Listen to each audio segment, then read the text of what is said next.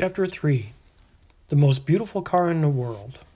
Well, the next day Jeremy and Jemima had to go off to boarding school, so they never saw the arrival of the new car, or rather of the ruins of it, as it came to bumping and crashing down the lane behind the tow truck. But Mimsy wrote and told them of how it disappeared at once into the Commander Pot's workshop, and how their father had then locked himself inside with it and only emerged to eat and sleep. For 3 months, the whole of the summer term, Commander Pot worked and worked secretly on the wreck of the old Paragon, and Mimsy said that much smoke came out of the chimney, and often lights shone all night through the windows, and mysterious packages arrived from engineering factories all over England and disappeared into the workshop through the locked doors. Mimsy wrote that their father went through periods of gloom and impatience and frenzy and triumph and dejection and delight and unhappiness and nightmares and loss of appetite, but that gradually, with the passing of weeks, he became calmer and happier until, as the holidays came nearer, he was smiling and rubbing his hands.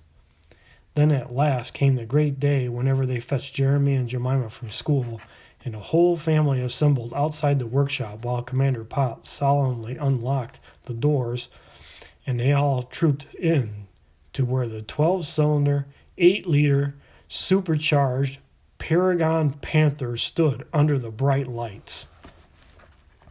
Mimsy and Jemima and Jeremiah stood and stared and stared and stared until Jemima broke the silence and said, "She's the most beautiful car in the world."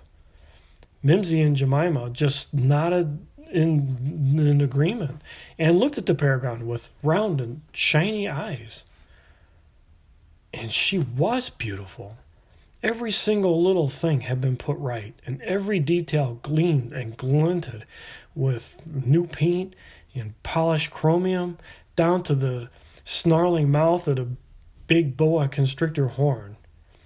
Slowly they walked around her and examined her inch by inch, from the rows and rows of gleaming knobs on the dashboard to the brand new dark red leather upholstery, from the cream-colored collapsible roof to the fine new tires, from the glistening silver of the huge exhaust pipes snaking away from holes on the bright green bonnet to the glittering number plates that said Gen 2. And silently they climbed in through the low doors that opened and shut with the most delicious clicks, and Commander Caractacus Pot sat behind the huge driving wheel with Mimsy beside him in her own bucket seat with her own armrest, and Jeremy and Jemima got in the back and sank down amongst the big, soft, red leather cushions and rested their arms on their own armrests between them. Then, without saying anything, Commander Pot leant forward and pressed the big black knob on the self-starter. At first, nothing happened. There was just a soft grinding from the starter motor. Jeremy and Jemima looked at each other with round eyes. Wasn't she going to work after all? But then Commander Pot pulled out the silver knob of the choke to feed some more petrol into the carburetor and pressed the starter again. And out of the exhaust pipe there came these 4 noises, very loud: chitty, chitty, bang, bang. And there was a distinct pause after each noise. And it was like 2 big sneezes and 2 small explosions, and then there was silence. And Jeremy and Jemima looked at each other, now really rather worried. Had something gone wrong? But Commander Pot just said, "She's a bit cold. Now then." He pressed the starter again, and this time after the first 2 chitty sneezes and the 2 soft bangs, and bangs ran on into each other so as to make a delicious purring rumble, such as neither Mimsy nor Jemima had ever heard before and from a piece of machinery. Commander Pot put the big car into gear, and slowly they rumbled and roared out of the workshop and into the sunshine and up the lane towards the motorway, and the springs were soft and silk, and always the delicious rumble came out from behind the huge fishtail exhaust. When they got to the side road that joined the motorway, Commander Pot pressed the big bulb of the boa constrictor horn, and it let out a deep, polite, but rather threatening roar.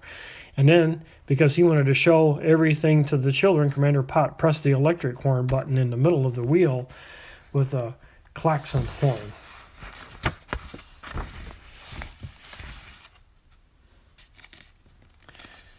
Fired off a big blast of warning. Ga-goo-ga. Then he steered out of the motorway and they were off on their first practice run. Well, I can only tell you that the huge, long, gleaming green car almost flew. With the click of the big central gear lever, Commander Pot got out of first gear and into second, and at 40 miles per hour with another click at 70 miles per hour, he was in third, and as they touched 100 miles an hour, he put the huge car into top gear, and there they were passing the other black Beetle cars almost as if they were standing still. Ga-goo-ga! Went the klaxon again and again as they swept down the big, safe, double-lane highway, and the drivers of the little family saloons took in their rearview mirrors and saw the great gleaming monster whistling towards them and drew to the left-hand side to let her go by. And all the drivers said, "Whew, what is that? What is she? Smashing!" And the green car was passing away, and they caught the hurricane howl of the big exhaust and made a note of the number, Gen 2. And not one of the drivers noticed that the number really spelled, they just thought that it was a nice short number to have for easy remember. So Chitty Chitty Bang Bang came to the end of the motorway, and Commander Pot carefully swung the big car into the other lane and roared off back towards home. And Jeremy and Jemima clutched their armrests with excitement and looked over at the glittering dashboard and watched the needle of the speedometer creep back up to 100 and stay there until they came to the turnoff for home. And Commander Pot clamped on and powerful hydraulic brakes until the car was only creeping along, and they turned off the motorway and bumped back down their narrow lane and back in under the bright lights of the workshop. And then Commander Pot switched off the engine, and they gave one last chitty chitty, let out a deep sigh of contentment, and was silent. They all climbed out, and Commander Pot turned to them with a gleam of triumph in his eye. "Well, what do you think of her?" Mimsy said, "Terrific." Jeremy said, "Smashing." Jemima said, "Adorable." And Commander Correctus Pot said mysteriously, "Well, that's good, but I'm warning you, there's something odd about this car. I've put all I know into her, every invention and improvement I could think of, and quite a lot of the 1,000 pounds we got from the Skirmashus people, but there's more to it than that. She's got some ideas of her own." "What do you mean?" they all chorused. "Well," said Commander Pot carefully, "I can't exactly say, but sometimes in the morning, when I come back to get to work again, I find that certain modifications, certain changes, had, so to speak, taken place all by themselves during the night. When I wasn't there. Certain, what shall I say, rather revolutionary and extraordinary adaptations. I can't say more than that, and I haven't really got to the bottom of it all, but I suspect that this motor car has thought out all by herself certain improvements, certain very extraordinary mechanical devices, just as if she had a mind of her own, just as if she had grateful to us for saving her life, so to speak, and wanted to repay all the loving care we've given her. And there's another thing.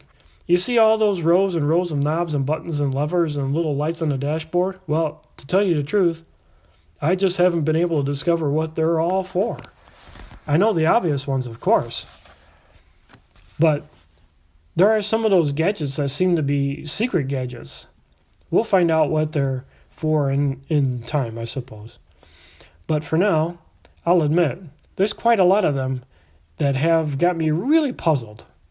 She just won't let me find out. "What do you mean?" said Jemima excitedly. "Is it a she?" "Well," said Commander Pot, "that's how I've come to call her.